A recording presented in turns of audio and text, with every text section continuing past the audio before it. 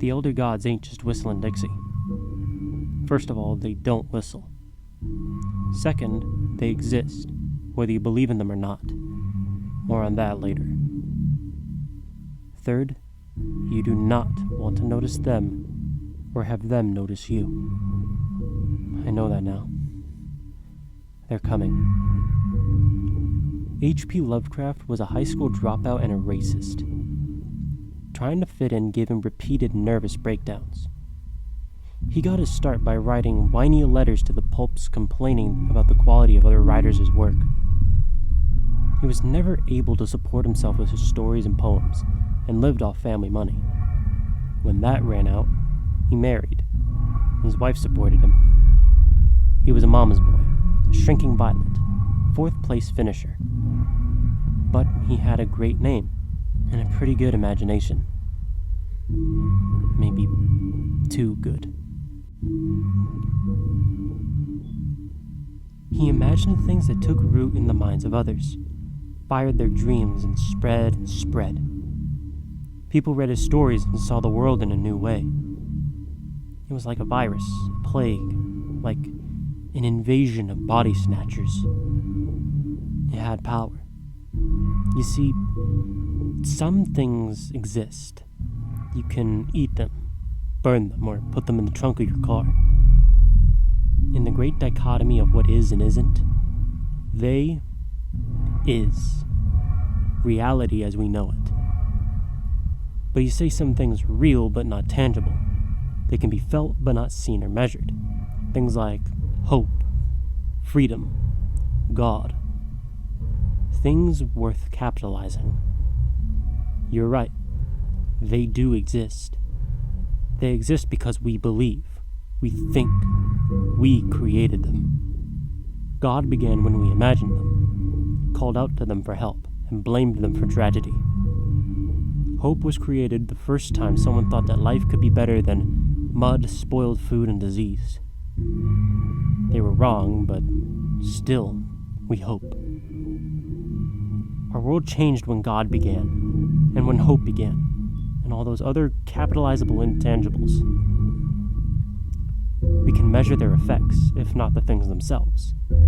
So they must be real, even if they have no shape, no bodies, no pustulant appendages, no ichor-smeared talons reaching, always reaching. Not here, at least. But they is somewhere. They have to be. Their bodies are just beyond our ability to perceive them. I know that now. They're coming. Scoff all you like. It's a free country. Don't believe me. The less you believe in a thing, the less of it there is. But don't think about it too much. Because thought has the same kind of generative energy as belief. We talk about jinxing something, creating failure by thinking or talking about it. It happens, you know it does. Remember that one time? Or more than one, in my case? Lovecraft didn't believe in Cthulhu. Not at the beginning. But he did do a lot of thinking about the first and greatest, the deepest and darkest, the God who allows humanity to exist through ignorance, not benevolence. Wisps became threads. Threads became sinews. Sinews became... you know the rest. I don't have to do the whole knee-bone, thigh-bone thing. So now, Cthulhu exists. Ask anyone. Probably more people believe in Cthulhu than believe in Jesus, who also must exist, by the way, for the same reasons. And people think he's cool. Cthulhu, I mean. But listen again. They exist. Not as a concept, or joke, or in finger quotes. They became real when we made them real, because we made them real. I know that now. They're coming. The folks at the front desk said this story needs to be a personal experience, and that the narrator needs to be frightened. not a tangential essay on the insanitation of Socratic archetypes. Okay, comply. Don't tease me, bro. It happened to me. Personally, I am frightened. More than that, I'm a thing that's in the same direction as frightened, but way past it. New kind of fear that I'm creating now by thinking about it too much. See how that works? Because you see, I saw, and they saw me back. I was horrified. I soiled myself. They were mildly annoyed.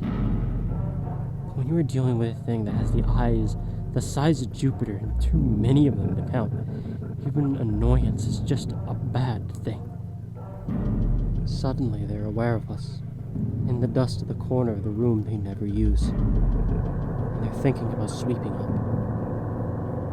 I know that now. They're coming. So what makes me the harbinger of doom? How did I spill the coffee on the thing that ends all things and bring down its wrath, final, fiery, and indifferent? Hell if I know. I'm nobody special. But I've been told I overthink things, which, in light of recent discussions, makes me a wizard of some sort. I started digging into Lovecraft and his pet monsters as research for a story I was writing. This one, in fact, though everything changed from when the tale grew a tale. Interest becomes hobby, becomes obsession, becomes clickbait, becomes conspiracy theory, knee bone, thigh bone. People who used to enjoy my company for cool Cthulhu trivia now avoided eye contact for the same reason. Somehow I generated enough thought and belief wattage to create a tiny spark. There were other sparks separated by time, space, and levels of belief. But there were just enough kooks in my corner of the astral plane to weaken the veil, to nudge open the eternal door, to pop the buttons of the butt flap of the long johns of the universe. In a moment, I saw. For a moment, I saw darkness and light, fire and freezing, the visceral understanding of a thing too big to comprehend and impossible to ignore. Imagine those eyeballs, each the size of Jupiter, as they all turn towards you and focus on your insignificant ass. Everyone wants to be noticed, but not like this. Not like this. We don't know how we came into this world or how we'll leave. In the same way, I don't know what took me into their immeasurable presence or how I withdrew.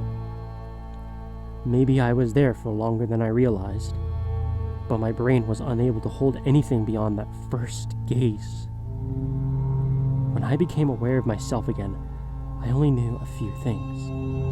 I already mentioned the soiling, let's move on. I didn't know names, motives, or timetables. But I was sure that those things from the other place were now aware of us, and might want to peer into our corner. It could happen soon. Or never.